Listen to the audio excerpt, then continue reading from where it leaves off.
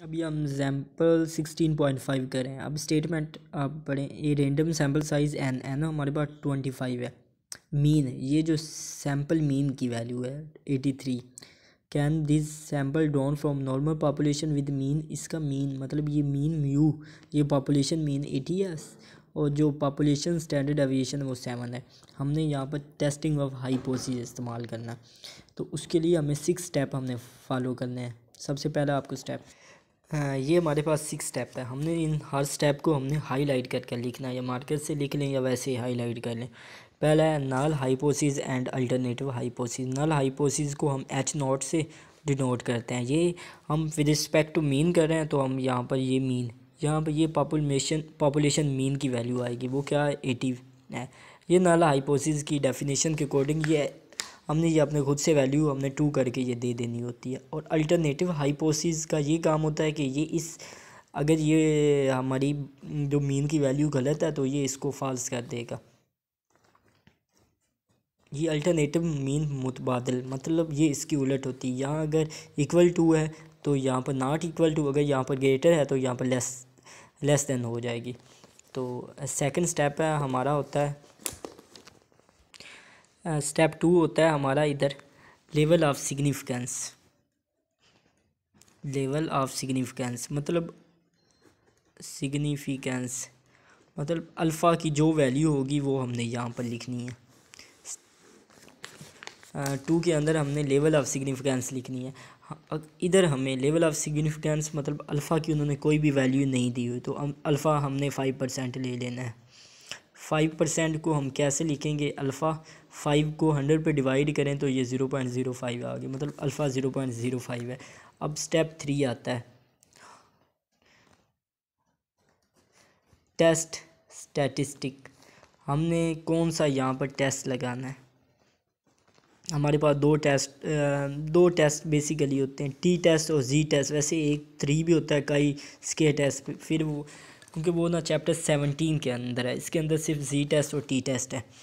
जो हमने फार्मूले जैसे पढ़े थे, हमारे पास जो सिग्मा नोन है और हमारे पास ये सिग्मा नोन हो, पॉपुलेशन साइज़ बेशक स्मॉल हो लार्ज हो, इसका कोई नहीं है, तो हम जी टेस्ट लगा सकते हैं। जब पॉपुलेशन, और टी टेस्ट कब लगता है, टी टेस्ट तब लगता है जब पॉपुलेशन सिग्मा अननोन हो, मतलब ये पॉपुलेशन मीन की जगह पर एस की वैल्यू हो, और जो आपका जो ये एन है ये 25 आ जाए, तब हम टी टेस्ट लगाते हैं। तो जी टेस्ट क्या होगा, Z x bar minus mu over sigma over n under root. ये थर्ड स्टेप के अंदर सिर्फ हमने ये टेस्ट स्टैटिस्ट की वैल्यू बस मतलब फार्मूला हमने लिख देना है। स्टेप 4 के अंदर हमने लिखना है क्रिटिकल रीजन, मतलब हमारा रीजन क्या होगा। बुक के अंदर सिर्फ अल्फ़ा की वैल्यू उन्होंने 0.05 पर हमने निकाली हुई, पर 0.05 पर अल्फ़ा की कुछ और वैल्यू आती है।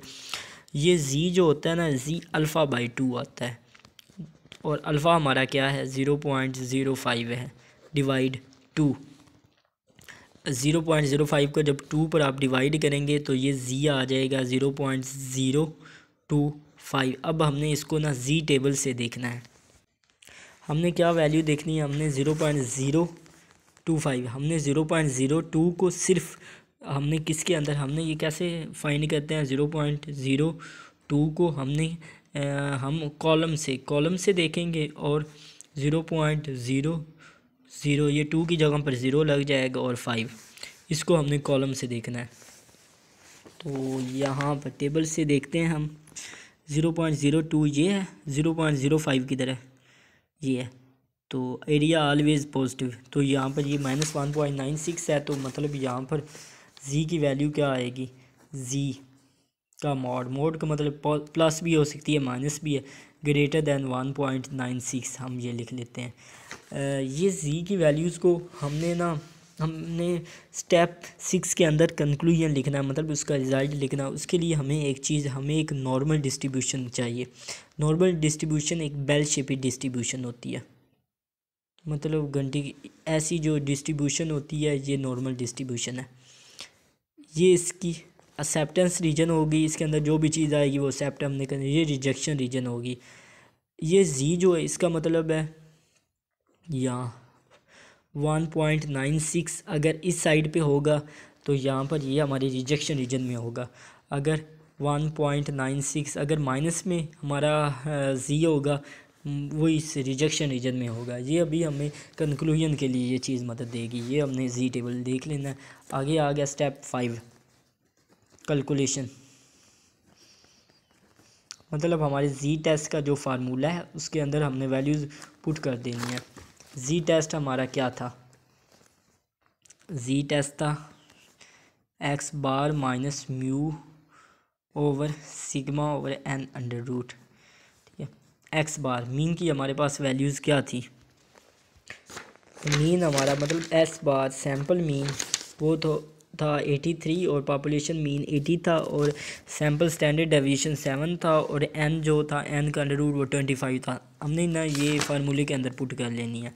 83 में से 80 गया तो ये 3 आ गया। 3 ओवर 7 25 का अंडर रूट 5। हम इसको ऊपर लेकर आ जाएं तो ये आता है 3 ज़रा 5 ओवर 7। 3 multiply 5 15 divide 7। जो स्टैटिक्स के अंदर तमाम जो क्वेश्चंस हम ना रैशनल फॉर्म में नहीं लिखते, हम उसको ना इशारिया की मतलब उसको ना पॉइंट्स की फॉर्म में हमने अपना आंसर लिखना है। क्योंकि हमारी जो प्रोबेबिलिटी होती है ऑलवेज़ 0 लेस दैन 0 और 1 के दरमियान होनी चाहिए। अगर प्रोबेबिलिटी इन दो नंबर्स के अलावा हो तो हमारा जो प्रोबेबिलिटी का आंसर होगा वो गलत होगा। अगर आप ये 15 ओवर 7 15 को 7 पर डिवाइड करेंगे तो हमारा जो आंसर होगा वो होगा 2.14। ये अभी 6 स्टेप हमारा मोस्ट इम्पोर्टेंट स्टेप है, हमने वो लाजमी नोट करना है। कंक्लूजन के अंदर लिखना है हमने तमाम क्वेश्चंस के लिए कंक्लूजन एक ही होगा। सिंस आवर कैलकुलेटेड जी, जो हमने ये कैलकुलेशन से जी निकाला है ये 2.14। अब हमने देखना है ये किस के अंदर फॉल कर रहा है। यहाँ पर हमने देखना है सिंस आवर कैलकुलेटेड जी, ये तमाम के लिए क्वेश्चंस के लिए इक्वली यही आएगा। फॉल इन क्रिटिकल रीजन में लिख लें, क्रिटिकल रीजन लिख लें या रिजेक्शन रीजन लिख लें, बात एक ही है, क्रिटिकल रीजन या रिजेक्शन रीजन। क्रिटिकल रीजन को रिजेक्शन रीजन में कहते हैं। अगर ये क्रिटिकल रीजन में या रिजेक्शन रीजन में फॉल कर रहा है तो हमने ये हम दो हाइपोथेसिस बनाते हैं। ये जो null hypothesis and alternative hypothesis, इनका हमारे पास जो कंक्लूजन के लिए ये बहुत इंपॉर्टेंट पॉइंट्स होते हैं। ये 2 पॉइंट्स, इनके अंदर एक चीज़ को हमने एक्सेप्ट करना होता है, एक चीज़ को रिजेक्ट करना होता है। ये नल हाइपोथेसिस है, ये अल्टरनेटिव हाइपोथेसिस है। अभी हमारा जी जो 2.14 किस रीजन में आ रहा है, इसका मतलब एग्जैक्ट 80 है, इसका मतलब 80 नहीं है 2 पॉइंट। तो ये हम इस चीज़ को रिजेक्ट कर देंगे, इसको एक्सेप्ट कर देंगे क्योंकि 80 के इक्वल नहीं है। मतलब 80 के इक्वल नहीं है मतलब 80 से बड़ा भी हो सकता है, छोटा भी हो सकता है, मतलब 80 के दरमियान में तो होगा। इसका मतलब है एग्जैक्ट 80 होगा। तो हमने H0 को रिजेक्ट करना है, H1 को एक्सेप्ट करना है, ये हमने लिखना है। ये चीज़ सबके लिए इक्वल होगी। Since our calculated G fall in the critical region so we